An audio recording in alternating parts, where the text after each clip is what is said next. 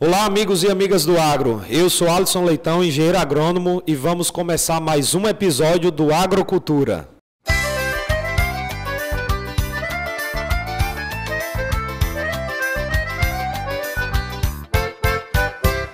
Esse programa é voltado para você que, assim como nós, gosta da fruticultura, da agricultura, do agro em geral e gosta de um conteúdo de qualidade. Hoje nós vamos trazendo mais uma vez um convidado para tratar de um tema delicioso. A fruta mais consumida no mundo. Você sabe qual é? Com certeza sim. Logo mais ele vai entrar em detalhes tratando sobre a cultura. E para você que ficar com alguma dúvida, deixa lá o seu comentário, a sua pergunta, a sua observação. De todo modo vai ser bem importante para a gente enriquecer cada vez mais o debate, ok? Então, dando início aqui, eu vou apresentar o nosso convidado de hoje, ele que é um nome fortíssimo na cadeia de produção de banana a nível Nordeste, por que não Brasil, é o meu amigo Ítalo Arraes, é o fundador e proprietário da Guineutec. Ele é engenheiro agrônomo, formado na UFESA, participou como colaborador externo do grupo de pesquisa da Embrapa Mandioca e Fruticultura, também fez parte do grupo de pesquisa de fruticultura da UFESA e como formação, vou dizer aqui apenas alguns para não tomar todo o tempo de abordagem dele sobre o tema: entretenimento em manejo do cultivo de banano para melhorar rendimentos e rátios, abonos orgânicos para el cultivo del banano, nutrição em el cultivo del banano, estratégias para uma maior produtividade, auditor em qualidade preventiva em campo de banano de exportação, enfocado em labores agrícolas e qualidade del racismo, fundamentos de fisiologia para a toma de decisões em la nutrição del banano. E por aí vai. Então, o currículo do homem já o precede. Meu amigo Ítalo Arraes, seja muitíssimo bem-vindo. E aí eu já vou, antes de você se apresentar, fazer a primeira pergunta. Dentro aqui do seu currículo, a gente já observa que de cara toda a sua preparação está em espanhol. Sim. Por quê? Bem, Alisson, antes de tudo eu quero te agradecer essa oportunidade de estar aqui, né? Um olá a todos. E também, antes de iniciar, eu quero dizer que quem abriu isso aqui foi o amigo Renato, né? E ele pôs o nível lá em cima. Então, a gente já espera que quem vem aqui, no mínimo, se equipare a ele, né? Mas, então, a banana no mundo, né, ela é muito estudada, principalmente em países onde o idioma é o espanhol. Então, quando a gente vai em busca de cursos que atuem no ramo de banana e até mesmo os livros, a gente encontra muita coisa em espanhol. Sim. Então, essa é uma das razões onde, no meu currículo, os cursos que eu fiz são todos em espanhol, né? Inclusive o que a gente estuda também, a literatura, artigos. O Brasil, ele ainda apesar de ser uma cultura forte, ela não chega a ser tão estudada, a ter um nível de importância econômico tão grande como alguns países, né? Hoje tem países que a economia é a banana, né? Então, assim, acaba sendo uma cultura muito estudada. E, na sua opinião, esse fato de nós não termos ainda dado a atenção necessária que a banana merece, dificulta por parte de alguns produtores ainda para fortalecer mais a cadeia produtiva da banana no Brasil? Sim, a gente tem um fator que é muito importante nisso, que é o seguinte: em outros países a variedade, o grupo, né, de banana que é plantada é a nanica. Uhum. Quando a gente vem para o Brasil, aí você tem a maçã, você tem banana da terra, você tem as nanicas, grande, né? Tem as pratas. Dentro de pratas você tem também um monte. Tem a Gurutuba, tem a Catarina, tem a Anã. Então, assim, não é fácil, né, você estudar um monte de tipo de fruta como a banana, né? Quando você vai para outros países, acaba que é algo mais fácil por ser um único grupo, né? Uhum. Então, assim, no Brasil também a gente não tem muita gente que estuda a banana, né, especificamente a banana. Então, acaba que a gente muitas vezes acabou ficando um pouco pobre em alguns livros e artigos relacionados a essa fruta, né? Então, assim, normalmente é as coisas que a gente vê em campo no dia a dia. Perfeito. Mas, para você que está em todo o Nordeste, hoje o Ítalo trabalha na região Nordeste praticamente toda. Sim. Então, vocês são felizardos, porque mesmo não tendo aí acesso a muita informação de pesquisa genuinamente brasileira, mas tem o Ítalo que vai lá, se prepara e traz essa informação, essa consultoria para você em altíssimo nível. Então, pegando aí esse gancho, meu amigo, fale um pouco da sua trajetória, como que foi a sua vinda para a agronomia. Certo. E como que foi a trajetória do Ítalo Arraes até aqui? Então, Alisson, eu sou de Russas, a cidade aqui próximo, né? Quando eu tinha 1 ano de idade, meu pai, né, que é meu avô, ele resolveu ir embora para um sítio. E aí, no início, ele começou com as vaquinhas, ele já aposentado, então meio que era um hobby para ele. Então, já desde criança tive um contato principalmente com animais.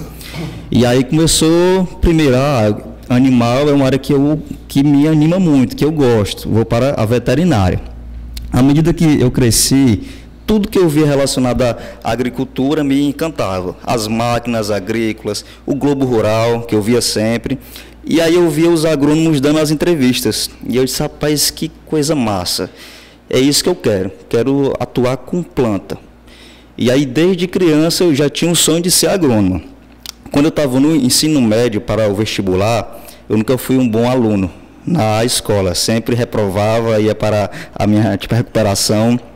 E aí um dia eu pensei, cara, para entrar em agronomia, você tem que ser bom em matemática, em física e em química.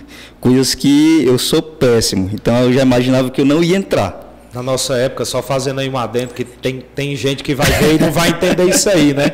Que existiam os pesos, dependendo do curso que você fosse fazer, algumas disciplinas pesavam mais. No caso da engenharia, como é o nosso caso, a engenharia agronômica, o peso maior era biologia, matemática, por ser engenharia, né? E química. Exatamente. Também, né? E assim, a UFESA antes não era Enem. Aí é meio que onde eu tive sorte. Uhum. Porque no ano que eu fiz o Enem, em 2009, a UFESA abriu o Enem, né? E aí era opcional. Era opcional. E aí eu escolhi, disse, não, quer saber de uma coisa? E assim, como eu esperava que eu não ia entrar em agronomia, eu era muito apaixonado por esporte também. Educação física. Então, fiz a prova da UERN para educação física e pus a minha nota do Enem para agronomia na UFES. E não tinha esperança. Aí recebi o resultado da UERN para educação física no sábado. Fui aprovado. Quando foi na segunda-feira, eu abri o Orkut, fui lá olhar e lembrei, cara, vou aqui olhar como é que está o Enem. Assim que eu entrei lá na página, tinha uma mensagem dizendo que eu tinha entrado para agronomia. E aí, cara, foi assim, uma alegria imensa. Uhum. Fui fazer a matrícula e já dei início na UFES. Só que acontece, na época que eu estava na escola, eu nunca tinha ido atrás de ver o que era o curso de agronomia em si. Eu pensava que eu já ia entrar e já ia ver planta. Só que não é, no começo você não vê plantas. Só cálculo, química, a física, introdução à agronomia, onde a gente vê alguma coisa. E aí, assim, eu comecei a ficar triste com o curso. E acontece, o meu cunhado, ele fazia agronomia, o Micael. E aí ele me deu uma dica, Ítalo, tem um professor que ele sempre abre as portas para alunos, o Vander. E aí, numa Expo Fruit, eu fiz um curso com o Vander, né, e aí ele me disse que tinha um grupo que atuava com a fruticultura. E aí eu fui lá, ele me deu a oportunidade para dar início. Com menos de um mês que eu entrei no grupo, tinha uma atividade para ser feita, a implantação de um experimento em Baraúna. E eu fui ajudar com a galera que estava na pós de graduação nesse dia, foi só eu. E era exatamente a implantação de um experimento com banana. Que lá na frente, esse experimento, ele meio que foi, eu assumi, que eu recebi uma bolsa para ficar responsável por esse experimento. E beleza, a gente foi avaliando esse experimento, e o recurso do experimento acabou. Então, tudo que tinha que ser feito era por nós. Uhum. A colheita era a gente, emendar a irrigação, retirar a folha, os brotos, sim, todos os tratos culturais a gente que fazia. A gente, como não tinha também recurso, a gente ia pelo menos uma vez ao mês para realizar os tratos, né? E aí o que foi que eu falei? Cara, nunca mais eu quero ver uma bananeira na minha frente. Eu falei isso mesmo, não quero nem a pau, nada de experimento com banana, nada. E aí, bem na época, veio um cara da Embrapa para ficar lá, o FES, ele chama Jaeverson. E na época ele ia implantar alguns experimentos. Um abraço, Jaeverson, com certeza um abraço vai estar assistindo ele. Aí. E aí o que acontece? Eu fui, o Wander falou que, olha, eu tenho um amigo da Embrapa que veio aqui agora para o FESA, e ele precisa de alguns alunos para ajudar ele a montar os experimentos. E aí eu fui. E já no momento que eu me encontrei com o Jaeverson, a gente já meio que se deu muito bem. E fui para plantar um experimento com mamão lá na agrícola. O primeiro experimento foi com mamão, a gente avaliou um tempo, depois com mandioca, e depois veio o experimento com banana. Ela de novo. Em Baraúna também, beleza, eu já estou aqui. Aí o que acontece? Na época, eu me afastei do grupo do Wander e fiquei só com o Jaeverson na Embrapa, porque era uma quantidade muito grande de experimentos para avaliar. E aí no Wander eu fazia alguns experimentos na época em estufa. Era a BRS Princesa? Tinha a Princesa. Na verdade foi no início dela. A Pacovanquem, que foi, pronto, assim que eu entrei na Embrapa, aí os experimentos para avaliar foi com a Pacovanquem, em Baraúna. E aí, mas sempre eram, assim, a Embrapa tinha um material novo, eles mandavam para alguns estados para ser avaliado, né? Aqui na região era o Jaeverson e a gente que dava esse apoio, né? Seja além de avaliar o material que vinha, né, de banana, também algumas coisas como espaçamento, que a Embrapa eles mandavam, a gente quer avaliar um espaçamento para banana em um monte de região. E aí quem realizava isso éramos nós. Perfeito. E o Jaeverson. No começo do grupo com o Jaeverson, éramos eu e mais alguns alunos que estavam acabando o curso. E aí para a manografia eles entraram, né? No final, depois que eles iam acabando o curso, né, foi ficando só eu e depois mais 2 alunos. E um detalhe, isso tudo eu não tinha bolsa, porque eu não tinha ira para receber bolsa. Era voluntário. A vontade mesmo de aprender. Perfeito. Inclusive eu tive reprovação em disciplina, porque ao invés de ir para a aula, ia avaliar o experimento. E o cara que tinha bolsa, ele ia para a aula. Sim. Então alguém tinha que avaliar, né? Sim. Então assim, eu dei início com a fruticultura assim. E assim também uma coisa, né? Antes de entrar na Embrapa, né, de fazer esses experimentos para a Embrapa, em 2012 houve uma greve, né? E aí eu pensei, cara, eu trabalho só com frutas. Eu preciso expandir o horizonte, porque a gente não sabe, né, o dia de amanhã. E aí eu tinha um amigo que na época estava na Ibiapaba, em uma empresa, e aí ele me mandou mensagem: Ítalo, se um dia você, né, for vir aqui para a região, a gente abre as portas para você. Aí foi bem na época que houve essa greve. Aí mandei a mensagem para ele. O Michel também, inclusive, um abraço para ele, né? Aí fui para lá para realizar um estágio, isso em 2012, que lá é mais hortaliças, né? Sim, então, a variedade enorme. Exatamente, né? É uma região riquíssima. E aí fui ter essa experiência. Eu fiquei lá de julho até outubro quase, que a greve foi uma greve grande. Eu peguei essa daí no meu último semestre. Pronto, foi longa aquela greve. E aí, no momento que as aulas, elas deram início, e foi na época que o rapaz da Embrapa foi para lá e deu início minhas avaliações de experimentos para a Embrapa. E aí eu comecei a mexer com banana. Comecei a dar mais um foco em banana. E aí veio, o que acontece, durante a graduação, eu sempre fui muito atrás de fazer umas amizades novas. Onde tinha evento, não importa onde fosse, não importa o dia, eu tentava ir para feiras, para as palestras. Fazer o famoso network. Exatamente. Fiz muita amizade com muita gente já de algumas empresas. Por exemplo, eu tinha um dia vago, eu mandava tipo a mensagem pro cara, hoje dá para eu rodar junto, né, com você? Ele dá. Aí eu ia até onde ele dizia que ele estava e ficava o dia rodando. Perfeito. E isso sem receber R$1. Eu também, porque assim, tem gente que não quer, às vezes, realizar isso, ir para um estágio só mesmo por ter a vontade de ir, porque ele quer ter isso registrado. Não, eu quero que você registre o meu estágio. Eu nunca fui atrás, assim, é uma coisa que eu nunca fui atrás. Por quê? Porque eu era visto. Sim. Assim, eu estava rodando ali com a galera de outras empresas viam que eu estava ali envolvido. Sim. Então, não precisava de um papel para que eles vissem que realmente eu tinha feito esse estágio. A maior validação era justamente a presença. Exatamente. Né? É aquele velho ditado, quem não é visto não é lembrado. Isso mesmo, exatamente. E aí, assim, bem nessa época, em 2012, deu início a onda do WhatsApp. E aí deu início a alguns grupos. E aí, assim, tinha grupo de amigos, né? Sim. De resenha. E aí eu pensei, cara, vou fazer um grupo voltado para a fruticultura. E aí fiz esse grupo em 2013. Tinha gente de um monte de região, principalmente estudantes. É o Agropecuária Cearense? Não, esse aí já é outro. Já, tá. Aí o que foi que aconteceu? Mais pra frente... Esqueci de botar isso no teu currículo, cara. Você é um dos precursores, no final a gente vai se redimir. Grupo, eu que dei início. É verdade. Se olhe lá, se não for...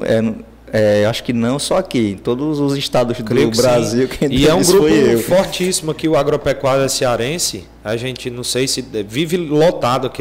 Assim, hoje deu uma amenizada, né? Porque assim, na época que eu estudava, eu tinha mais foco, né? Eu organizava alguns temas. O Agropecuária foi criado como? Um dia eu pensei, cara, eu tenho um número de um monte de gente, de um monte de empresa. Vou botar esses caras num grupo só. Que aí tem gente de semente, tem gente de agroquímico, de adubo, de todas as áreas. Tem pessoal que mexe com vaca, que mexe com grão, que mexe com fruta. De fato, ainda é assim hoje. Sim, tanto que assim, tanto que tinha, assim, foi um grupo que no começo ajudou muito. Às vezes o pessoal tinha dúvida de alguma coisa, aí eles enviavam lá no grupo foto. Às vezes tinha que mandar encomenda para tal região, eles botavam lá no grupo. Carona. Tudo. E aí, mais para frente, uma vez, eu disse, cara, eu jamais ouvido com a bananicultura, né? Eu preciso criar um grupo específico de banana. Vou botar só gente que entende do assunto de banana. Aí, na época, eu fiz amizade com o cara chamado Heraldo. Inclusive, um abraço também, Heraldo. E aí, o Heraldo Pulpo? Heraldo Pulpo. Ele tinha, como ele já tinha sido representante de algumas empresas, e ele organizava as viagens, ele tinha contato dos maiores do Brasil em bananicultura. Tanto de técnico, como a galera que planta. Só os maiores. Tá.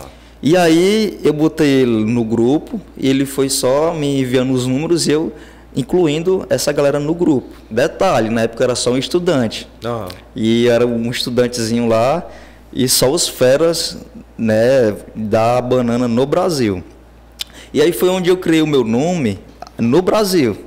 Né, hoje, assim, aonde eu vou, o pessoal me conhece. Com a bananicultura, né, nesse momento aí. Exatamente. Um dos momentos, né? Exatamente. Aí, assim, foi onde eu comecei a me aproximar mais de banana. Foi a partir do momento que eu criei esse grupo, que aí eu comecei a ter mais um relacionamento com essa área. Perfeito. E ver o quanto a galera que atua com banana é gente boa, principalmente os amigos lá de outros estados, de Minas, que são muito bem recebidos lá, às vezes que eu vou, inclusive por ser uma região que é parecida com a nossa, né? Sim, em nível de recepção. Isso, lá em Jaíba, naquela região.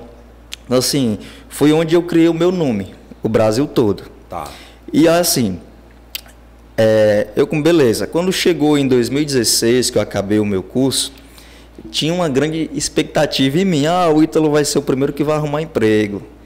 Porque eu sempre fui muito entrosado e tudo, fui envolvido com o pessoal. Bem relacionado. E aí, assim, eu estava doido para arrumar um emprego. E queria arrumar um emprego com o quê? Com banana.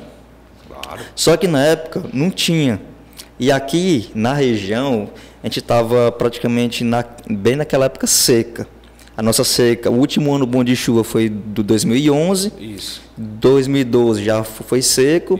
Isso foi em julho, eu me formei em junho de 2016. Então nós estávamos numa época seca, assim, brava. No pico alto da seca. No auge. Então, assim, a nossa região aqui... Reservatório já zerado. Zerado.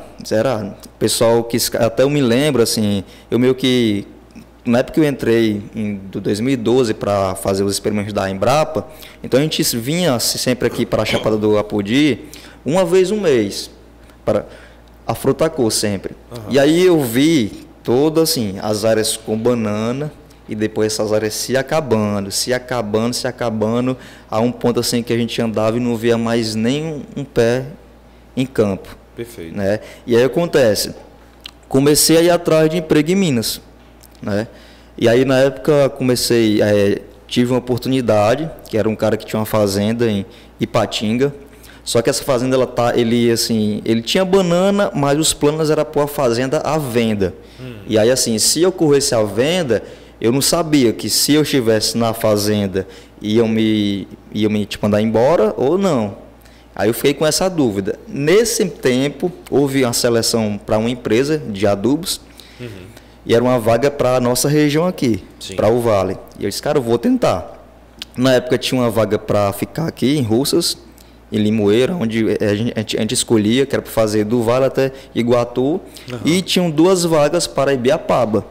E na época, quem veio para concorrer às vagas, tinha eu e mais 4 daqui da região, e tinham 2 da Ibiapaba. Então, assim, qual era a lógica? Os 2 que são da Ibiapaba, eles vão ficar com a vaga. Só não entrava se não passasse no psicotécnico. E minha briga aqui era com os outros, que eram bem uns 4 ou 5. Muito mais concorrido aqui. Muito mais corrido. Inclusive, alguns amigos, o Wender, Zé, Renato, essa galera. Tá. Certo? E aconteceu. Fiz a entrevista e tudo. Passou uma semana, o Lissandro me liga, né? Ítalo, um abraço, Lissandro. Abraço, Lissandro. Ítalo, a gente te escolheu para a Timac, que é a empresa de adubos. Aí eu, beleza, Lissandro, mas tem uma coisa, é para Ibiapaba. Aí eu fiquei assim, beleza. Por quê? Porque eu fui para Ibiapaba. A Timac, você sabe que ela tem a prioridade de escolher gente da região, né? Sim. Só que por na época eu ter feito esse estágio lá já conhecia, em 2012, eu já tinha ideia, já tinha dado os clientes, né, também. E aí fui para Ibiapaba, um mundo novo para mim, entre aspas, porque fui atuar com hortaliça. E aí, beleza, foi o primeiro ano, 1 ano e meio, 2, e eu comecei a ficar assim, a ter uma falta de mexer com banana, porque é o seguinte, eu queria estudar a banana. Não é só não é só ir para campo e tchau, você tem que estudar. Até hoje eu estudo. Sim. Eu tinha que estudar as coisas que é plantada lá na região. Claro. Né? E aí eu disse assim, cara, eu tenho uma fama no meio da banana, a bananicultura, e tenho me afastado disso. Eu não posso, é algo que eu não posso deixar que se apague. Eu preciso retornar com banana. E assim, a Ibiapaba é uma região que, apesar de ser um polo de banana, tem muita banana lá, só que tem muita gente que nem tem ideia, é um extrativismo. O nível tecnológico ainda é muito baixo. Que inclusive é uma característica de regiões de serra. Sim. Ibaturité é assim, Uruburetama é assim, o pessoal planta, irrigado só com água de chuva, ele planta, eu acho que ele vai ali só no dia que é para retirar o cacho. Só assim. Então, assim, não adiantava eu ir visitar a galera da banana. O Araras, em Vajota, que era um polo de banana, tinha se acabado tudo por causa da seca, não tinha água, se acabou tudo. Eu entrei lá uma vez para ver, né, como é que era, e foi uma cena triste, porque não tinha nada.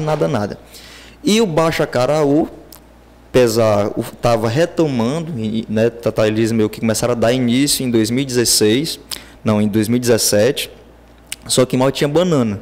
O foco era o coco, né?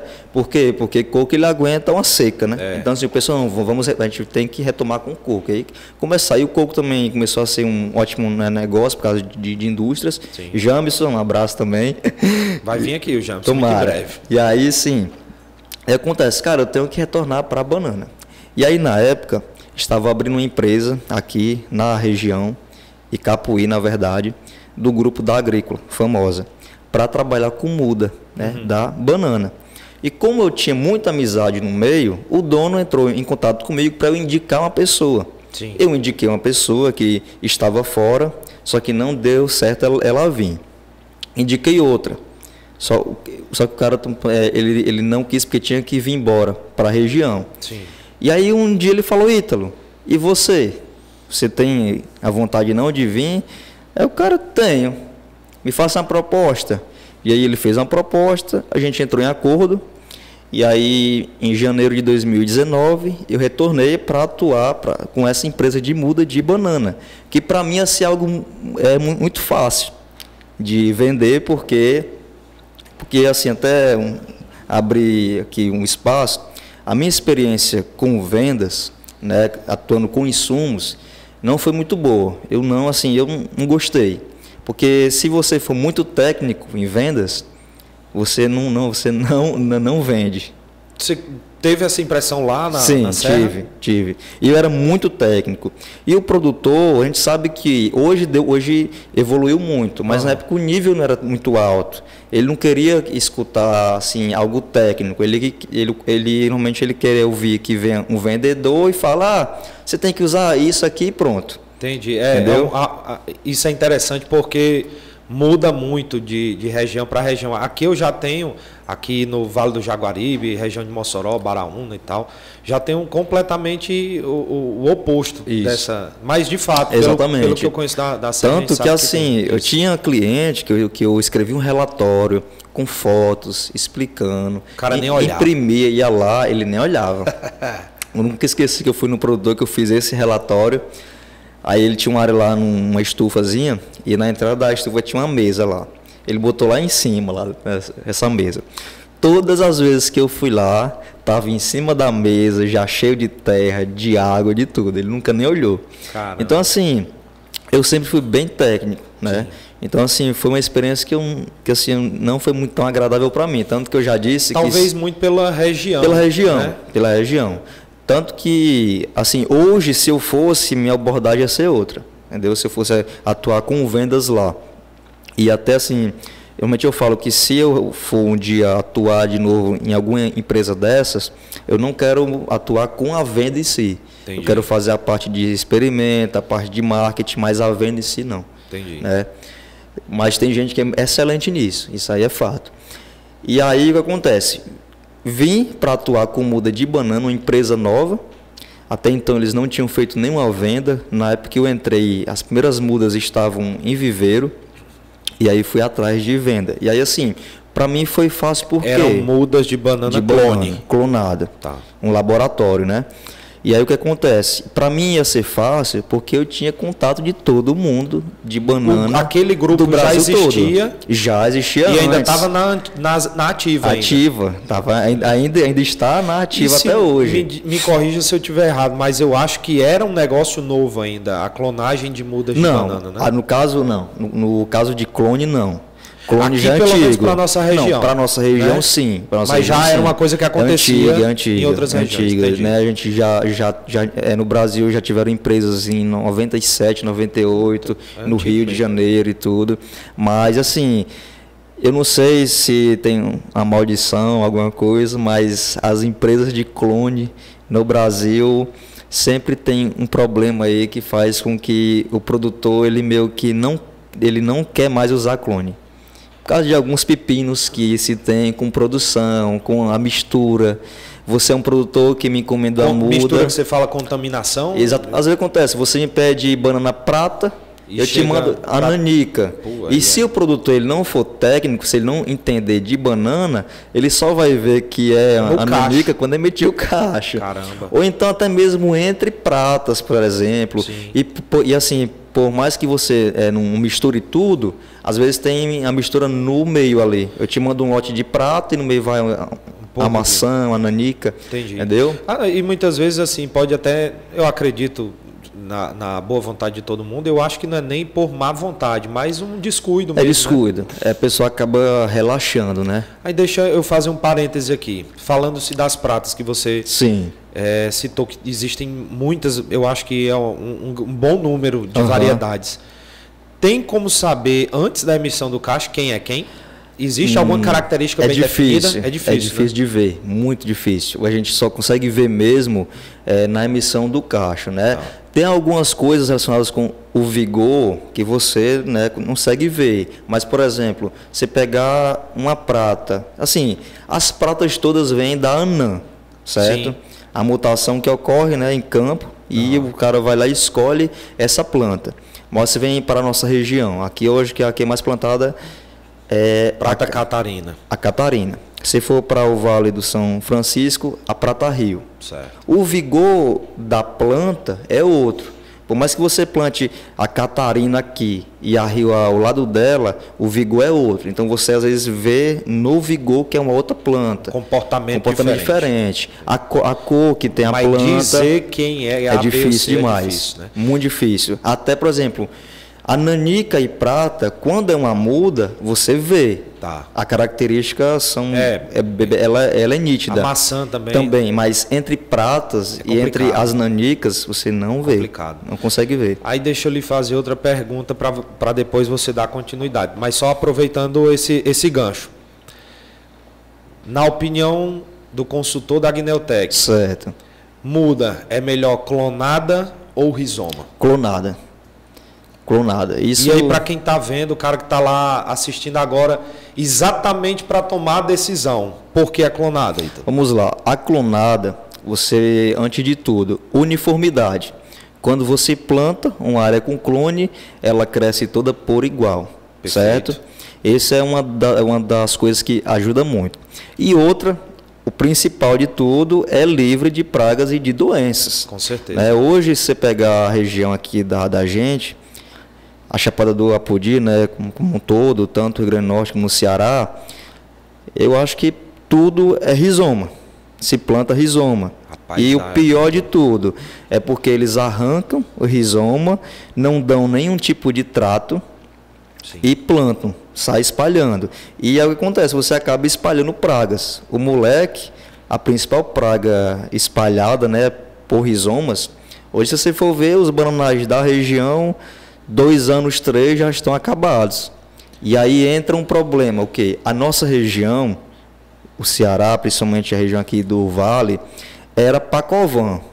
Toda a vida foi uma região muito atuante com a Pacovan. Pacovan é um material muito rústico, sim, que por mais que tenha um ataque de pragas, ela resiste muito. Bom para transporte. Tudo. Então o que acontece? Com o problema que a gente tinha aqui anualmente, que eram os ventos, muitas áreas iam ao chão. Sim. A Frutacor e Marcelo da Agrocora deram início com as pratas, Anã, a Catarina e a Rio. Sim. Inclusive, a primeira vez que eu vi uma prata Rio, você lembra quem me apresentou? Fui eu. Foi. Era a área de Chico Baltazar. Né? Chico Baltazar, um grande abraço. Exatamente, foi você que me apresentou. Verdade. A prata Rio, a primeira vez em 2013 ou foi 2014, não me lembro. E aí... A galera que tinha... Mas o Agrocultura é um programa de reencontros também. É cultura também, cultura, que é história, né? Então, assim, o pessoal que era acostumado com a Pacovan, que era um material rústico, meio que se viu obrigado a migrar para a prata. Sim. Principalmente para a Catarina, porque se adaptou aqui excelente. Muito bem. Só que é um material muito frágil para o moleque. E falando-se de sabor, também nem se compara, né? Também. A Pacovan, agora sim, aí é onde entra também uma coisa. A Pacovan de regiões de serra, de altitude, é gostosa, é docinha. É porque a planta, ela é uma planta mais lenta. Ciclo mais longo. Então os açúcares se acumulam mais. Legal. Aqui muito rápido. Não tinha essa percepção. Sim. Se você... Quer te brincar? A banana daqui... A Pacovan é uma banana para a vitamina que você vai botar lá dentro do açúcar. Aí beleza. Entendi. Mas nas regiões de serra não. É docinha. De fato, agora, você comentando aí, eu lembro que algumas pessoas comentavam que nessa época de chuva que vem a famosa banana da serra. Isso. É uma banana mais doce. É, né? É diferente. Realmente, agora eu lembrei. Até tanto que a galera, por exemplo, se você for no Ceasa, eles falam. Não, se você vê a banana da serra... É docinha. Aquela banana lá da Chapada do Apodi não tem gosto de nada. Isso aí eu escuto muito. Isso falando de Pacovan. Isso. Pacovan. Na verdade, as outras também. Se você for para uma prata, regiões de altitude, você acaba tendo uma fruta mais saborosa. Exatamente. Legal. E acontece, essa galera que era acostumada com a Pacovan, um material rústico, migrou. Foi para a Catarina. E quiseram realizar os tratos que faziam com a Pacovan, ou seja, nada, nenhum trato. E aí ela não aceita. Ela não aceita. Aí o que acontece? O pessoal planta a prata, no primeiro ano ela vai bem, segundo ano também, terceiro ano em diante começa a cair. Por quê? Por causa do ataque de pragas. Uhum. O moleque é o que mais tem. Só que o produtor, ele não sabe que aquela planta está fraca por causa do ataque de uma praga. Sim. Ele vai dizer para você que isso é dela, que a planta é assim. Uhum. A Catarina, isso eu escuto muito. Entendeu? É o que ele faz, ele arranca tudo e renova. Então o bananal que era para ficar em campo aí no mínimo 11 anos, no mínimo, dura 3 anos, 4 Inviável. anos, entendeu? Então, assim, eles rapidamente renovam. Sim. O conhecimento, né? Então, assim, o meristemo, né, que é a banana... Porque quando você usa a rizoma, também é um clone, né? Sim. O meristema, que é a muda, né, que é produzido in vitro, que é um tipo material limpo, Sim. o pessoal da região aqui, eles começaram a dar início com ela na época que eu estava na empresa, atuando com as mudas. Sim. Eu comecei a rodar bem aqui na região e os produtores que nunca tinham usado essas mudas começaram a usar. Para escolher material genético. Para escolher material. Assim, eles viram, eles ficavam muito assim, meio na dúvida em relação ao clone, se o clone era bom, se era ruim. Mas por causa da origem, né? Uhum. Porque se você fizer clone do material ruim, todas as plantas vão ser ruins. É um desastre. Né? Então, o que acontece? E é um risco muito grande. Muito grande. Isso assim, é algo que é frequente. Eu acredito. É frequente, entendeu? Porque assim, tem coisas que não dá para entrar muito em detalhes. É melhor não. É polêmico, né? Então, assim, mas o que acontece? O pessoal viram a vantagem também de não estar andando com aquele tanto de rizoma, Sim. de não ter que arrancar rizoma, que não é fácil. Sim. Você também causa um estresse na sua planta e está andando com rizoma para um lado e para o outro, enquanto uma muda Fazer algum tipo de in tratamento, vitro, né? uma mudazinha in vitro, vinha na bandejinha, aqui você levava 100, você que com 2 mãos levava 100 plantas. Rapidinho você botava em campo. Emitiu o cacho 1 mês antes de uma planta com rizoma. De forma bem mais uniforme. Então, assim, e aí eu fiquei na empresa... Aí o potencial de uma planta dessa, Ítalo, clonada, 30, maior. É maior. Você pode ter um ganho aí, a porcentagem de 30 a mais. Só em o quê? Só em você escolher o material, Entendi. o clone. Porque, por exemplo, às vezes eu quero implantar uma área com rizoma. Aí na minha área eu tenho, sei lá, 10 plantas realmente excelentes. Vou plantar 1 hectare de banana, 1.600 rizoma. Eu preciso para plantar 1 hectare. Sim. Se eu tenho só 10 plantas, eu não vou ter muda para 1 hectare. Sim. Aí o que é que você faz? Você pega um rizoma de uma planta boa, manda para o laboratório e de um rizoma ele vai fazer 210 mudas. Entendi. Então, assim, outro ganho que você tem é que você consegue ter muito mais mudas da planta que você quer. Aquelas plantas selecionadas. Exatamente. Né? Só que outra coisa que acontece, o produtor... No rizoma não dá nem para selecionar, porque tem que aproveitar praticamente tudo. Exatamente, porque senão você não vai ter rizoma, não é suficiente. Outra, você tem que esperar esse rizoma crescer sem arrancar. Então isso já vai ter um efeito na sua planta, você vai ter um atraso nos outros filhos, no filho que realmente tem que produzir, né? Que está ali, tanto o filho neto, como também vai estar roubando da planta mãe. Com certeza. Né? Então, e outra, se você for arrancar um monte de rizoma de única planta para plantar, você vai causar um estresse enorme. Porque no momento que você vai arrancar, ele tem que vir com o rizoma. Isso. Você tem que enfiar essa alavanca bem fundo. É literalmente tirar um pedaço dela. Tirar um pedaço. E outra, no momento que você enfia aquela alavanca, você não pega só o rizoma, você pega as raízes da planta mãe. É verdade. Aí você pega uma área infestada pelo moleque, que no que ele ataca o rizoma, você vai ter efeito na emissão de raízes. A planta não vai mais emitir raízes. Ou seja, minha planta ela já está fraca por causa do ataque. Aí eu entro uma alavanca, arrancando rizoma e arrancando raiz. Aí minha área se acaba. É verdade. Esse é um problema que ninguém olha. Um problema é que o produtor ele é imediatista. Uhum. Ele resolve botar uma área de banana de hoje para amanhã, prepara, ele já quer ter muda em 1 mês. Então a programação seria muito importante. Ponto, né? Porque do momento que o rizoma entra lá no laboratório, até a muda ela ficar pronta para plantar, é pelo menos 1 ano. Aí exige uma programação, bem muito bem antecipada, feita, né? Que é o que não acontece. E eu ouvi também de alguns produtores conhecidos nossos de que Alguns até tentaram fazer dessa forma, se programando de longo prazo, e aí acontecia um problema muito ruim, que era não ter a muda pronta naquele período. Isso é algo que algumas empresas têm errado, os laboratórios, e é o que faz o produtor ele ir para a rizoma. Né? Porque assim, o produtor ele se prepara ali 1 ano esperando, ele tem um prazo ali para receber as mudas dele, vamos dizer que vai receber agora em julho. Uhum. Ele prepara a área dele, ali com grade e tudo, põe a irrigação no campo e aí ele entra em contato com o laboratório para ir buscar as mudas e o laboratório diz que, rapaz, deu um erro aqui. Já pensou? A gente não vai ter as mudas. E aí é entendeu? Complicado. Alguns, porque assim, atrasar sempre vai atrasar, Uhum. porque planta é um ser vivo. Sim. É sujeito a qualquer coisa. No laboratório, agora, beleza, você tem um atraso de 1 mês, agora 2 meses, 3 meses, 4 meses. Aí não pode, porque acontece. Existe uma janela de plantio para que você colha pelo menos o primeiro cacho no preço ideal. Sim.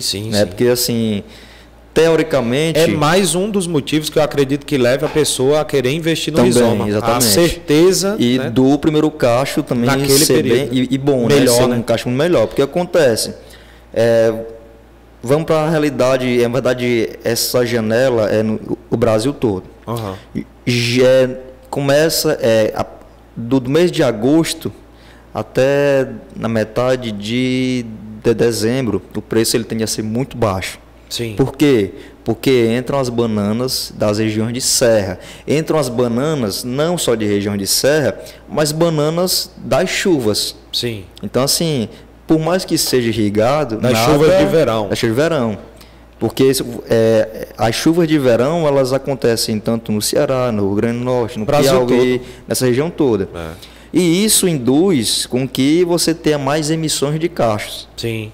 Esses cachos vão ser emitidos março, abril, maio. Isso. Chuva, muito calor, exato. acelera então, o ciclo. Ela começa. Se você pegar as regiões de banana de extrativismo, né? Se você for para uma região como São Vicente Ferre, aquela região que é próximo de Recife, Tá. se dizem que se planta 30 mil hectares, aquela região toda. Tá. Praticamente tudo irrigado com água de chuva. Aí você pega o Ceará, Aratuba, Ibaturité, aquela região ali deve plantar uns 8 mil hectares. Uruburetama, mais 5 mil, 6 mil hectares. Então, assim, essas regiões, a fruta vem toda de uma vez. Sim. E aí o que acontece com o preço? Você tem muita oferta, aí o pessoal fala, mas é uma banana de extrativismo, não tem a qualidade, e é Pacovan, isso não tem nenhuma influência com a gente que tem prato. Tem total influência. Ora não. Porque o comprador vai usar isso como argumento. Olha, tem muita fruta no mercado, tem muita banana. É verdade. É verdade. Porque é o seguinte, se a dona de casa vai no lá, né, vai fazer compra, e lá na gôndola a prata, sei lá, tá R$3. Aí você vai para a nanica tá 3 e pouco. E a Pacovan tá R$2, ela quer banana. E ela quer economizar. Claro. Vai para a Pacovan. Aí a prata sobra. E ao invés de ela levar 1 quilo, ela vai levar 1,5. Exato. Pelo mesmo preço da outra. O mercado, ele se regula, né? E aí entra até num ponto interessante em relação ao consumo de frutas, que uma fruta ela influencia muito no consumo da outra também. Sim. E, às vezes acontece, por exemplo, vamos falar de mamão. A produção de mamão, a oferta de mamão não está tão grande, mas pelo fato da banana estar com preço muito baixo, a dona de casa passar a levar mais banana e tirar um pouquinho ali do mamão que está com preço melhor. Assim, também acontece. Para você ter uma ideia, tem um estudo da FAO, que eles fizeram uma avaliação em alguns países da Europa. Os supermercados, a grande parte, eles têm uma perda de dinheiro com a banana. Eles usam a banana lá para atrair os clientes para as outras coisas. Sim. Para granola. Por isso que existe aquele jargão da preço de banana. Tanto que você vê em abertura de lojas, né, de rede de um supermercado, alguma coisa, sempre a fruta que está mais em oferta, que é usada para atrair a banana. É verdade. Então, assim, tem alguns países que usam essa estratégia da banana para atrair para outras coisas, entendeu? Então, assim, tem esse problema. Então, assim, o que acontece? Isso faz com que o preço de agosto em diante caia. Então, assim, claro que o único cacho que eu controlo, qual o mês que eu colho, é o primeiro cacho. Depois vai vir, você vai ter fruto o ano todo. Então, o que é que eu faço? Eu planto minha banana para o primeiro cacho eu ter preço de R$ 1,80 no quilo, eu planto para no primeiro cacho eu ter de R$1, de R$ 1,80. Com certeza. Certo? Então, assim, você tem essa janela para plantar. Então, se eu encomendo uma muda em um laboratório e o laboratório atrasa e me entrega essa muda já na janela de preço baixo, matou a programação. O produtor aí acabou com ele. É verdade. Acabou com ele. Porque a muda também, qual que é a porcentagem, por exemplo, acho que não vale a pena nem comparar, do custo de se plantar rizoma para o custo de se plantar com meristema. O custo, sim, se for para um rizoma hoje é 1,50 um rizoma. E uma muda clonada uma muda está 2,30, 2,80, isso é muito relativo com o laboratório, né? Tá. Só que você tem um ganho de peso muito mais alto na muda de mais laboratório. É um número interessante. Isso. E aí assim, o que acontece?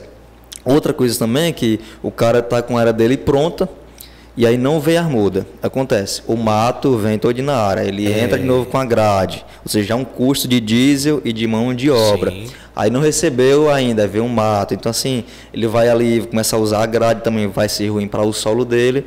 Então, assim, existem uns problemas com os laboratórios no Brasil, que é esse, que tem feito com que os produtores muitas vezes retomem para os rizomas. E recentemente, acho que esse problema mesmo ficou mais forte a partir de 2019, é uma praga que ocorre no viveiro, que você só vê, se você, assim, por exemplo, se você olhar para a muda, tá normal. Certo. Se você abrir o rizominha da muda, aí você já vê o dano. Aí o que acontece? O cara recebe as mudas, ele não avalia a muda dele para ver se está ok ou não, ele planta. Por esse rizoma da muda já estar doente, ou seja, tem uma abertura ali, os patógenos de solo entram na muda e matam a muda. Entendi. Tanto fungos mesmo que são doenças, como alguns que não são, mas se aproveitam. Tá. E aí houve caso de área de 80 hectares, com mais ou menos 3 meses de campo, você tem que entrar com a grade toda. Então, assim, foi um problema muito grave que teve nos últimos anos. A bradísia é uma mosquinha, que ela põe o ovinho lá, e é um problema que tem ocorrido em muitos viveiros, né? Hoje deu uma amenizada, mas até recentemente foi um problema grave que fez com que os produtores, inclusive de regiões que não se usava mais rizoma, retomar a usar rizoma, para ver se escapava Era mais disso. seguro. Mais seguro. Olha mais só. seguro. E, Ítalo, com relação a esses problemas envolvidos dentro da questão da oferta da muda clonada, deve ter dado muito problema judicial também, né? Cara, o contrato ele prevê algum tipo de segurança se não for entregue no período acordado? Os contratos, eles resguardam mais as empresas do que o agricultor, certo? Entendi. Porque é a empresa quem faz. Exatamente, exatamente. O produtor ele não faz contrato. E outra, são raros os produtores que leem o contrato, verdade, só assim. Entendeu? Até hoje só teve, na época que eu atuava lá na empresa, teve um produtor que leu e me disse: Ítalo, o contrato isso é bom para a sua empresa. Para mim aqui ele não agrega em nada, ele não vai me ajudar em nada. Entendeu? Então, assim, a gente recomenda que os produtores leem o contrato e tente entrar em acordo, né, de alguma forma. Mudar alguma cláusula, né? Equilibrar, né? Isso. Inclusive, assim, os produtores que tiveram problemas com a bradísia, né, hoje eles têm suporte de advogado até para elaboração, né, do contrato. Inclusive, eu fiz uma venda uma vez para uma fazenda que o contrato quem fez foram eles. Eles, Ítalo, a gente compra as mudas, mas o contrato quem faz vai ser a gente. Nossa. Nós vamos fazer. Eu, não, ok, sem problema não. E aí eles fizeram, enviaram o contrato para a gente e foi entregue. Graças a Deus, nos meus 3 anos e meio que eu tive lá na empresa, só sucesso. Só teve problema uma vez de não entregar. Porque, inclusive, foi um dos motivos que eu saí, porque começou a ter um problema com a produção, né, de mudas e reduziu muito. E aí, assim, a gente foi a um ponto que não tinha muda para botar à venda. E como era o vendedor, não tinha para que eu ficar na empresa, né? E para reduzir os custos, a empresa teve que dar uma enxugada, né, nos empregados, e no dia eu saí. E acontece, até, né, retomando um pouquinho aqui a minha história. Sim. Quando eu entrei lá para atuar com as mudas, sempre tinha os produtores que vinham atrás, Ítalo, tinha como você me dar uma assistência? Aí eu dizia, rapaz, faz o seguinte, se você realizar, se você usar a minha muda, se você fizer a compra, eu lhe dou a assistência em troca de você usar a minha muda. E começaram a vir outros por fora, que não queriam a muda, mas, né, queriam uma assistência, certo? E é o que acontece. Uma vez, numa aula da UFESA, um professor, uma visita de introdução à agronomia, eu escutei ele explicando o que era um consultor. Sim. Ele falando, olha, é o cara que sabe todos, que ele entende de todas as etapas, do plantio, da muda, até a colheita e a venda. Isso foi em 2010, eu tinha acabado de entrar, né? Foi numa viagem de introdução à agronomia de outra turma. Porque eu vou também uma coisa, todas as viagens de agronomia, de todas as turmas de introdução, enquanto eu estive na UFESA, eu fui para visitar as fazendas, as empresas. Sim. E aí eu falei, cara, eu quero ser isso aí, um consultor, quero ser o cara que entende de todas as etapas. E aí começou a vir essa galera atrás de uma assistência, só que eu não me sentia que estava no ponto para isso. Porque o que eu falava, não, para eu atuar com a consultoria, eu tenho que entender de todas as etapas. E outra, eu tenho que ter uma experiência numa fazenda, uma produção, que eu na verdade não tinha. Só que o que acontece? Eu nos grupos, né, a gente está em um monte de grupo aí, de WhatsApp, eu meio que comecei a ver gente dando assistência para produtores de banana e gente que não entendia nada de banana. Sim. Aí eu falei, cara, se esse cara está dando assistência, eu posso dar também. E outra, eu sempre gostei do exemplo do Jamison. Sim.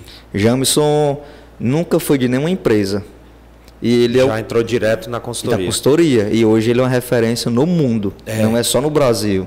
Só estudando. Internacional de coco. E outra, e era um cara que sempre me dizia isso, Ítalo, cara, sai da empresa, vai para a consultoria. Ele sempre me indicava os clientes, né? Porque a gente tem alguns clientes em comum que tem coco e banana, né? E aí o que acontece? Eu disse, cara, vou dar nisso. E entrei no meu primeiro cliente, o Eliseu, inclusive sou grato, aprendemos juntos, né? Lá no Piauí. E é o que era que eu fazia. Isso eu tenho no meu emprego ainda, certo? Certo. O expediente, eu falava, olha, Eliseu, ok, dá certo ele dar uma assistência, mas tem que ser aos sábados, que é o meu dia livre. Só que daqui de onde eu moro até lá... É um dia. Em quilômetros dá uns 800 quilômetros. Aí o que era que eu fazia? Alugava um carro, ia para a empresa das mudas. Sei disso sexta-feira. Quando o expediente acabava, eu ia embora para lá. Chegava de 1h da manhã, 2h, fazia a visita no sábado e vinha embora. Certo. Aí começou a ter outro. Aí, ou seja, um sábado do Eliseu já era ocupado. Depois me ocupei com outro sábado com outro cliente. Sim. E comecei também a fazer uma visita na outra fazenda do Eliseu, na região do Acaraú. Tá. Então, um sábado eu ia para o Piauí, outro sábado eu vinha aqui para o Jails, e outro sábado eu ia para o Eliseu no Acaraú. Entendi. E aí outro cara do Acaraú quis visita também, o Kiel, Ezequiel, né? Aí eu, olha, Kiel, beleza, mas tem que ser no sábado de tarde. Porque no sábado de manhã eu visito o Eliseu, de tarde eu vou fazer sua visita. Ele, beleza. A área do Ezequiel é pequena. O Ezequiel me indicou para outro rapaz lá no Acaraú, o Zeca. A área do Zeca é grande, então eu precisava dar metade de um dia também. Aí eu falei, olha, beleza. Eu visito o Eliseu de manhã, o Zeca de tarde e o Kiel eu visito no outro dia já, no domingo. E comecei a fazer. Aí começou a vir um bocado de gente. Só que eu não tinha tempo para isso. Os meus sábados tinham acabado. E começou a vir gente de outros estados, em Sergipe, por indicação do James. Aí comecei com 2 clientes lá. O que era que eu fazia? Eu tinha eu tinha umas férias, que eu nunca tinha entrado, né, de férias. Só no papel mesmo, né? Aí eu também não queria. Aí o que foi que eu fiz? Eu comecei a usar essas minhas férias, esses dias que eu tinha de férias, aí botava 8 dias. Aí ia fazer as visitas lá. Aí passava uns tipo que lá em Sergipe eu ia visitar cada 90 dias. Tá. Aí aqui 90 dias, mais 8 dias de férias, ia lá. E assim foi. E aí teve um momento que mais clientes começaram a vir atrás, eu não tinha tempo para isso. Sim. E aí foi quando deu problema com as mudas, que eu saí da empresa. Eu saí em março do ano passado. E eu pensei, cara, quer saber de uma coisa? Eu vou encarar a consultoria. Eu fiquei, assim, eu tinha um pouco de receio de o negócio não dar certo, né? Sim. E aí, graças a Deus, faz um pouco mais de um ano que eu tô com a consultoria, o Nordeste todo, né? Tem Alagoas, tem no Piauí, aqui no Ceará, no Rio Grande do Norte, em Sergipe. E tem as palestras que a gente dá, né? As avaliações de produtos. E o negócio até o momento tem dado certo, né? Com certeza, meu amigo. Onde a gente vai que toca no assunto de banana, seu nome tá no meio. Aí é onde entra a nossa responsabilidade. É, né? Sim. Quanto maior o poder, maior a responsabilidade, né? Meu amigo Ítalo, eu vou mudar aqui o assunto. Eu acho que você concluiu, né? Chegamos a este dia. Exato. E aí, cara, eu queria a sua opinião com relação a um tema. Não é levemente polêmico, eu acho que é um tema complicado, que renderia até um bom assunto, mas é essa situação do Estado do Ceará, através da Lei 16.820 de 2019, ter proibido qualquer tipo de pulverização aérea. Isso para a cadeia da banana é complicado, é indiferente? Qual que é a sua visão? Olha, o problema pior que aconteceu foi porque é o seguinte, as eficiências em aplicação, né, na banana são principalmente nas aplicações de cima para baixo, porque a proteção da folha tem que ser nas últimas que foram emitidas, tanto na vela, que é aquela que sai enroladinha, nas folhas 1, 2, 3 e até a 4. Então, assim, para que você tenha a proteção, essas aplicações precisam ser feitas de cima para baixo. Sim. E com isso você só consegue fazer com avião, na época ainda não tinha drones, e a girafa, o canhão, que também a eficiência não é lá essas coisas.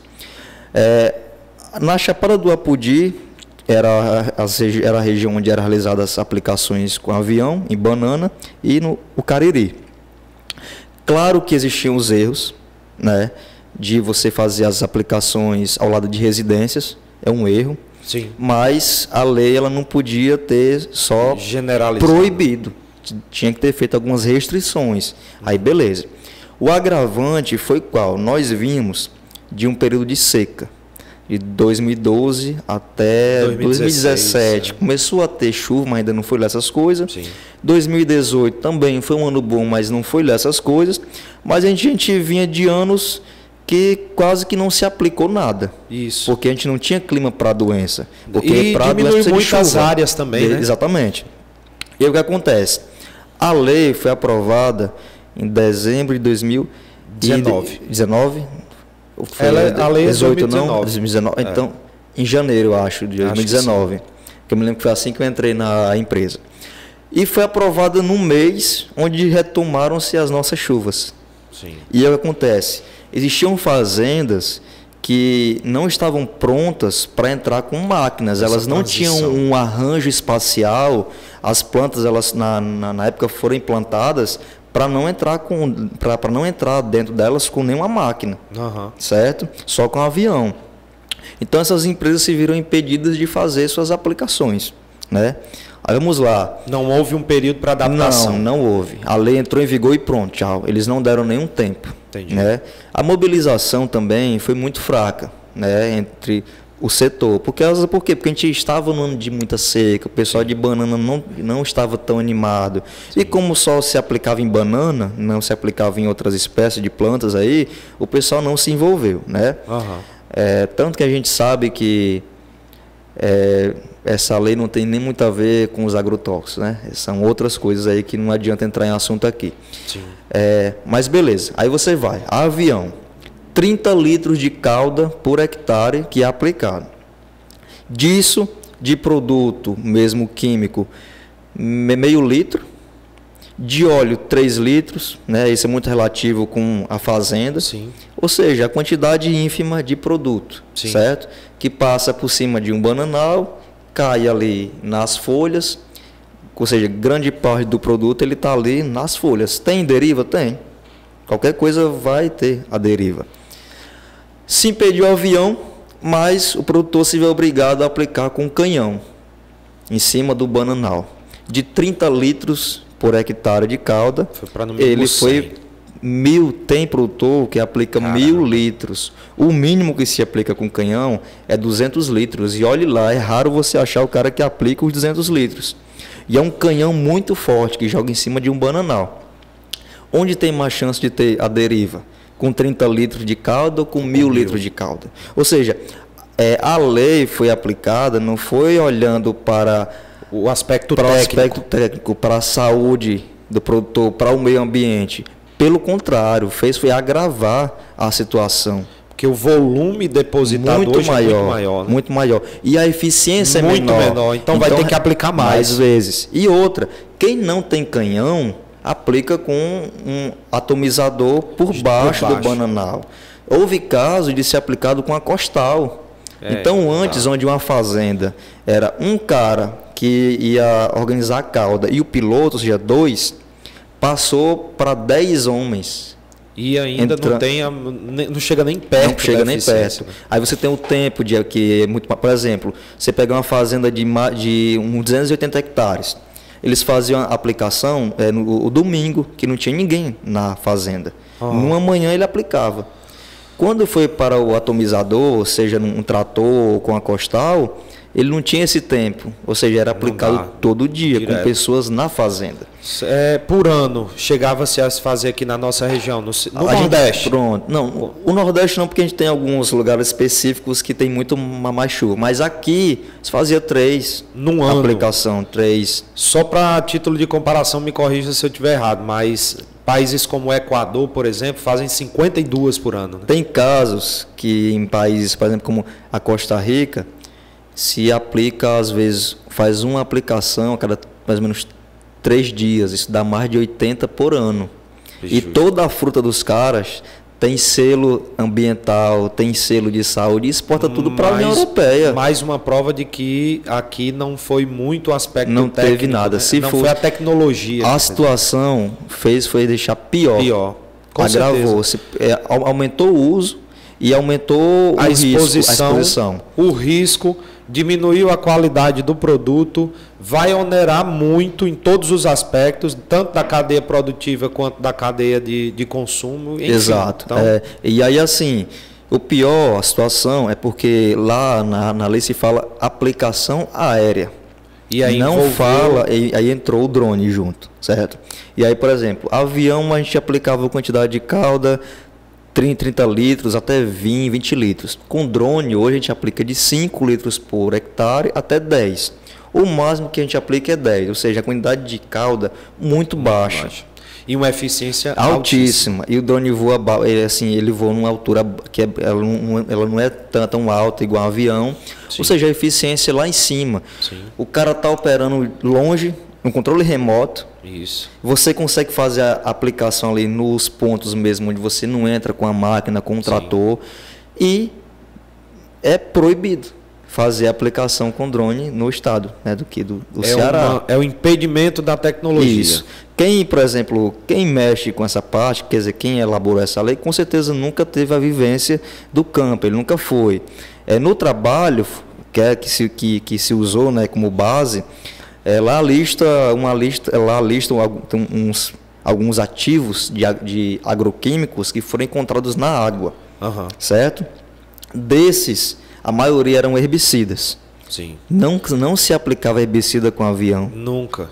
Só se o avião só era usado para banana, para fungos. Sim. Não se usava herbicida. Isso. E ainda assim, dos outros produtos que não eram herbicidas, usado em banana tinha uns 3 ou 4, que não obrigatoriamente foi usado em banana. E dentro de um perímetro irrigado, então não dá para você rastrear. Exato, né? exatamente. Enfim, complicado. Então, assim, foi uma lei mais por emoção do que por razão. Não teve um debate assim, técnico, né? Eles não chamaram técnicos e tudo para explicar, né? Eu estou com esperança de haver a mudança. Por quê? Porque vai ter uma lei nova no Brasil para drones, que o drone não vai ser encaixado como equipamento aéreo. É terrestre. Então, no momento que se encaixar, ou seja, não existe lei aqui no estado que impeça o drone. Perfeito. Porque ele não vai ser um equipamento aéreo, é terrestre. E Isso. o pior assim, Alisson, é porque essa lei aqui do estado do Ceará meio que abriu um precedente para outros estados. Isso. Entendeu? Que hoje nós somos marcados e conhecidos no Brasil essa como lei. o único Estado, o único estado que proíbe a pulverização aérea na agricultura. Exatamente. E se você pegar assim em relação com outros estados, a gente não aplicava quase nada aéreo. A gente fazia 3 aplicações. Você vai para outras regiões do Brasil, a gente se aplica 10, 11 vezes. Hoje nós estamos fazendo isso terrestre. Né? Isso. E assim, se você pegar também a área de banana do estado onde era usado, também é pequena em relação ao que se planta no estado todo. Sim. Entendeu? Aí, por exemplo, você vai para regiões aqui de serras, né? Que aí o pessoal quer que dê... Porque se for ver, por exemplo, aqui tem a produtividade média de 28 mil quilos, 35 mil quilos. Você vai para essas regiões... Por hectare por ano. Por hectare ano. Com banana prata. Tá. Você vai para as regiões de serra, aqui no estado, o Ceará. A produtividade é 4 mil quilos hectare ano. Já pensou? 8 mil. Os bons, eles conseguem 8 mil. Aí você vai nas áreas todas infestadas por doenças. Sim. Umas encostas enormes lá, que até para andar a pé não é fácil, você tem que andar se agarrando, né, nas plantas. Sim. Aí como é que você vai recomendar uma aplicação em uma área dessa? Como é que o cara vai botar um equipamento nas costas e aplicar? Ele não consegue andar nem só. Exatamente, ou seja, aplicar com drone. E outra, a lei não especifica que são agroquímicos. Se você quiser fazer uma aplicação de um produto orgânico, você não pode. Não pode. Entendeu? Por exemplo, essas regiões de serra, em Baturité, aquela região, é uma região muito rica, tem a Mata Atlântica ainda, as nascentes. Não é para fazer uma aplicação com químico. Beleza, mas tem os produtos orgânicos. Mas não pode aplicar com drone. É complicado. Entendeu? Meu amigo Ítalo, como todo assunto bom passa rápido, a gente já caminhou aí para mais de 1 hora de conversa, né? Passou voando. Já passa ligeiro. Mas assim, da mesma forma como eu falei com o Renato no episódio anterior, o mundo da banana é um mundo muito grande. Sim. Então eu deixo aqui já para você que está nos assistindo, que assistiu até aqui, teve alguma coisa que o Ítalo não abordou, que eu não perguntei, deixa lá nos comentários que a gente faz esse link, manda para o Ítalo. O Ítalo é ativíssimo nas redes sociais, né, e nos grupos de WhatsApp, no Instagram, então nas redes em geral. Com certeza vai responder a todo questionamento que for feito, tá bom? E aí, Ítalo, para a gente caminhar aqui, antes de lhe dar a palavra para o fechamento, queria lhe perguntar qual a sua perspectiva para os próximos anos. Aí você imagine 5, 10, 15, 20 anos para a agricultura em geral e envolvendo a bananicultura. Certo. Qual a sua perspectiva? Ela é boa? Ela é promissora? O que o Ítalo imagina como estaremos daqui a alguns anos? Então, a agricultura é alimento, né? E alimento é algo que é necessário diariamente. Então, assim, eu acho que a agricultura sempre vai avançar. Ela não vai recuar, não vai regredir, certo? Se falando em banana, a gente está vivendo aí a iminência de um risco, né, muito grande, de uma doença, a raça 4, o fusário, que o Brasil ele é livre, certo? Tá. Só que na América do Sul nós já temos Peru, a Colômbia e a Venezuela com essa doença. Estamos cercados. Cercados, né? E assim, hoje no Brasil nós já temos raça 1, 2, que atacam as bananas pratas, a banana figo. A raça 3 só ataca as helicônias. E a raça 1 e 2 só ataca as bananas pratas e figo. A nanica não. Ou seja, o material de nanica é resistente, só que a raça 4 não. Ela pega todas os tipos de banana que existem. E, por exemplo, tem fazenda na África que tinham 1.200 hectares de banana, essa doença entrou, hoje tem 100 hectares. Então ela acaba com tudo. Nossa. E para piorar, se você olhar para uma planta de banana prata com raça 1 e uma banana prata com raça 4, é do mesmo jeito.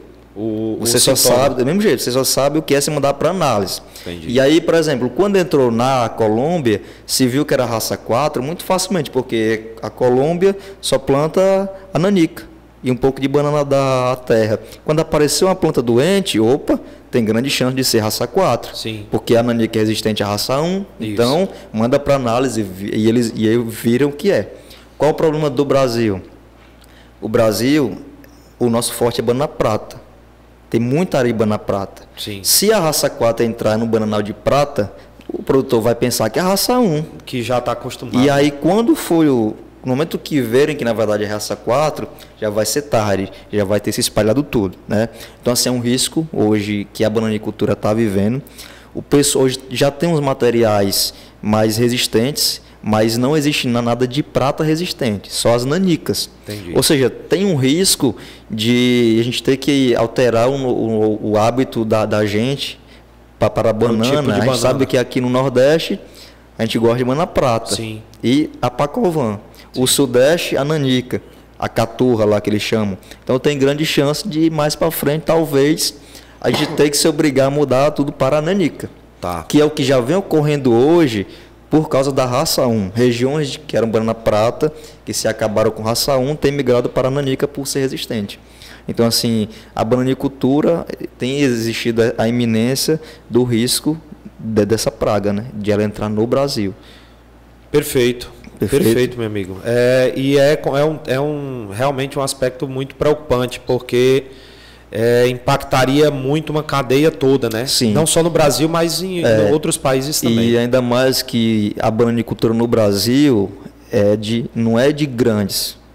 São áreas de 5 hectares, Isso. é o cara que cuida ali, ele, a esposa, os filhos, que quando ele tem ali uma áreazinha, ele tem um empregado, então assim, vai ter influência, não é nas grandes empresas, nos pequenos Também, agricultores. de geral, né? Os pequenos agricultores. Meu amigo Ítalo, a palavra está com você. Fale, deixe o seu recado final. Fale um pouco do serviço da Guineutec. Certo. Se ainda tiver vaga, que eu vejo só você passando para um lado e para o outro. Mal a gente nos vê, né? Eu acho que daqui um dia eu vou ter que ir atrás de pelo menos um estagiário para me ajudar a escrever os relatórios, né? Mas antes de tudo, Alice, quero agradecer de novo, né, a oportunidade. Caso haja de novo uma outra oportunidade para a gente com certeza. entrar em algum assunto mais específico. Espero que não seja para falar do Fusário Raça 4. Da entrada dele, né? Mas isso a gente sabe que é só tempo. Sim. Ele vai entrar. Inclusive já tem boatos que já entrou, mas ninguém sabe. Mas para a gente entrar em algum tema mais específico, sabe que eu estou sempre, né, à disposição. Perfeito, a gente com se certeza. encontra aí em campo, né, nas roças.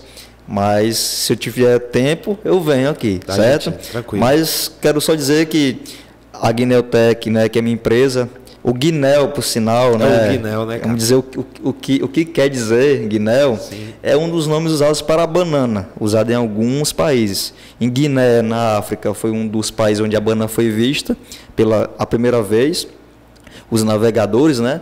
E aí eles associaram o nome ao país. Perfeito. Certo? E aí tem algumas regiões ainda é usado esse nome. Eu dou essa assistência para os produtores. Tem gente que me busca, às vezes, uma assessoria online, mas eu evito porque não é igual você ver no campo. Totalmente você mandar uma foto. Algumas eu vou ver o que é, outras não. Mas a gente tem atua... só um ditadozinho que cabe muito a esse comentário, que certo. Quando o médico erra, a terra esconde, né? Verdade. Quando o agrônomo erra, a terra mostra. É verdade. Então, assim, a gente atua com a consultoria, né? Tanto na parte de campo, na parte de embalagem, de venda de fruta. A gente atua com as palestras, com curso. tudo que envolve a parte de campo com a produção a gente atua, né? Quem quiser me acompanhar, né, tem o meu Instagram, sempre o pessoal está me enviando as mensagens lá. Algumas coisas eu não respondo porque vai muito, a gente tem que ser bem, tipo, para algumas coisas você tem que ter muita responsabilidade, principalmente com recomendação de produtos. Então assim, eu evito fazer, tem gente que me manda, o que é que eu uso para tal coisa e tal. Então, se eu não responder, pessoal, não ache ruim, assim, não é porque eu sou chato. Eu tento responder quem manda mensagem. É mais para ser responsável, né? Eu não posso, inclusive assim, uma coisa que eu tenho reduzido são algumas coisas que eu postava de dicas, porque eu comecei a pensar, não, e se o cara ele fizer algo que eu recomendei e der errado, ele vai dizer que o culpado foi eu, né? Então, assim, essa é uma das razões por eu ter reduzido algumas coisas que eu posto lá, certo? Mas o meu Instagram é agro.italoarrais, certo? Só acompanhar lá. E o Guineotech também, né? Isso, então também. Quem entrar lá no meu Instagram vai ver o da empresa. O universo da banana virtual. Exatamente, é muito forte lá. E vai me ver muito na estrada rodando. Com certeza, isso aí é verdade. Meu amigo, mas são por essas e outras prerrogativas que a gente já se conhece há um bom tempo que tu tem se destacado nesse segmento. Não é por outra coisa, não é por merecimento mesmo. Desde a UFES, inclusive, né? Que a gente já se conhece aí. Então, hoje nós tivemos a honra de ter aqui o Ítalo Arrais, essa personalidade no mundo da bananicultura. O tempo foi curto, a voz também hoje estava meio falhando aqui, mas para não perder a oportunidade nessa passada dele aqui não pelo Nordeste, né, mas aqui na região do Vale do Jaguaribe, eu disse, pronto, então vai ser hoje mesmo para a gente aproveitar. Teremos com certeza outras oportunidades e reforçando, você que já nos segue nas redes sociais, curte esse conteúdo, compartilha com quem puder interessar. Essa é uma iniciativa principalmente para tentar promover o nosso negócio, não só na região Nordeste, mas mostrar para todo o Brasil e para o mundo aquilo que nós produzimos, tá? Estamos finalizando mais um episódio e agora falar dos nossos apoiadores. Hoje nós estamos diretamente dos estúdios da Faculdade Vidal de Limoeiro do Norte. Aqui é a faculdade que conta com cursos de graduação e pós-graduação. Na pós-graduação são inúmeras áreas, educação física, nutrição, administração, saúde. E na graduação contando aí com 5 cursos de graduação 100% presencial. Administração, direito, fisioterapia, psicologia e enfermagem. Então, você que está pensando aí em dar um up na sua carreira, procure a Faculdade Vidal. E pensando no crescimento e no desenvolvimento da agricultura no Nordeste, a Ambiental Clean, distribuidora de São Paulo, também pensou nisso e já está desenvolvendo seus trabalhos aqui no Ceará, no Rio Grande do Norte, no Vale do São Francisco, e muito em breve, cada vez mais, trazendo tecnologia e proximidade a você, produtor, a você, produtora. Um forte abraço a todos e até o próximo episódio.